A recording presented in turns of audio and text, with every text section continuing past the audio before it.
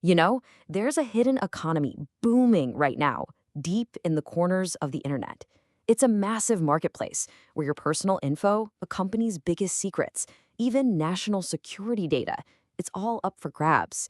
This isn't some movie plot, it's the global digital underworld. And today, we're going to pull back the curtain and show you exactly how it works. Now, everything you're about to see isn't just speculation. This breakdown comes straight from the December 2025 Global Data Breach Landscape Report. It's a joint effort by Sushi Consulting and 00Seek. And to get this kind of insight, they monitor something like 100,000 different threat sources across the web. This image really sets the stage, right? We're not just talking about boring data points. We're talking about a global conflict, one that's playing out in real time on servers and through lines of code. And just in the last month of 2025, the activity was, well, it was off the charts. So here's what we've got on top. First, we'll look at the sheer scale of the data black market. Then, we'll get into the biggest victims from last month. After that, we'll meet the top hacker groups who are pulling the strings.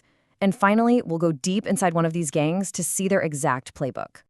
All right, let's start with just how big this problem is, because it truly is a numbers game, and honestly, the numbers are pretty mind-blowing. Nearly 1 million. Think about that. In December alone, researchers tracked almost 1 million posts related to security intelligence on the deep and dark web. That's the constant, deafening chatter of this whole ecosystem. But here's the thing. A lot of that is just noise. The number that really matters is this one. Over 6,000 of those posts weren't just talk. They were actual, high-value sales listings for stolen data.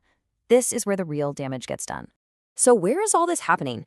I mean, it's a global problem for sure, but the United States is by far the #1 target, taking almost a quarter of all the hits, way behind our countries like India at 8% and France at 7%. And who are they hitting? This chart says it all. Nobody is safe. Government and military targets got hammered the most, at 28%.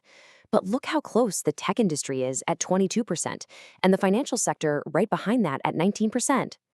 Okay, so let's move on from the big abstract numbers and talk about the real-world victims. And in December, the targets were everything from space agencies all the way down to your personal bank account. I mean, case in point, the European Space Agency. Yeah, you heard that right. And get this. On the very last day of the year, a seller on a dark web forum popped up claiming to have over 200 gigabytes of their most sensitive data. And the stuff they allegedly stole, we're talking about the absolute crown jewels. This is the core DNA of their systems, things like their actual source code, their automated CI/CD pipelines for building software. They also got API tokens and access tokens, which are basically the digital keys to the kingdom. This wasn't just stealing data. It's like stealing the entire blueprint for the organization. And the ESA wasn't some one-off event. Not at all. Other major aerospace targets in December included NASA and a huge Indonesian satellite project. The data for sale from that one allegedly included technical docs from giants like SpaceX and Boeing. But hey, this threat isn't just floating up in space. It's right here in our wallets. A single Chinese bank got hit, and boom, 14 million customer records were on sale for just over $3,000. We're talking names, ID numbers, bank account details, everything you need for mass identity theft. And that's the point, right? This stuff affects everyone. So who is actually behind all of this? Forget the stereotype of some lone hacker in a dark basement. We're talking about sophisticated, highly organized criminal enterprises. Let's meet the biggest players. In December, the ransomware scene was really dominated by a few key groups. And at the very top of the list is a group called Qilin, with a mind-boggling 178 published attacks. To put that into perspective, they were more active than the next two groups, Lockbit5 and Akira, combined. Now, if you zoom out and look at the trend lines over the past year, something really fascinating emerges. See how the number of monthly attacks jumps all over the place? But look at the number of active hacker groups. It's stabilized at around 55. And that tells us something really important. The cybercrime ecosystem is maturing.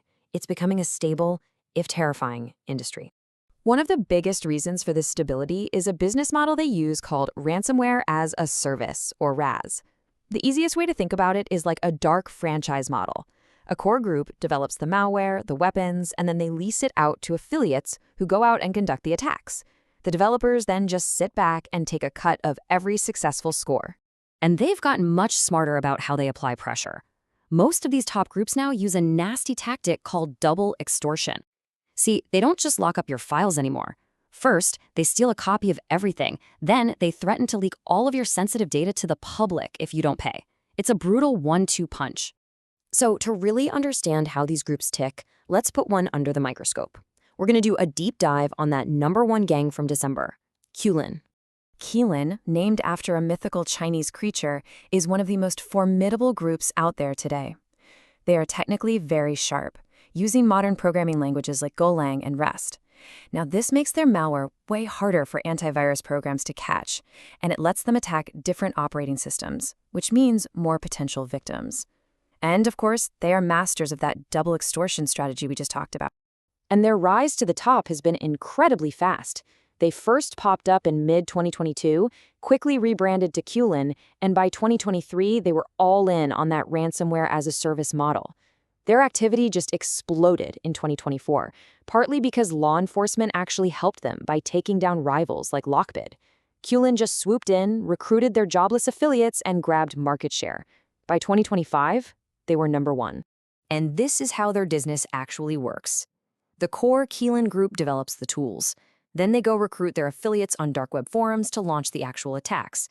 The profit split is crazy generous. The affiliates get to keep 80 to 85% of the ransom. Qilin just provides the platform and the customer support, running it just like a shockingly professional and deeply criminal software company. So what we've seen today isn't just random chaos.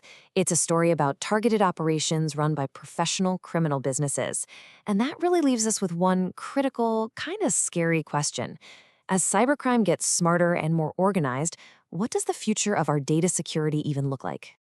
If you found this breakdown of the hacker underworld insightful, please do us a huge favor and take a second to like and subscribe. Your support is genuinely what's crucial for us to be able to continue making these explainers. Thanks so much for watching.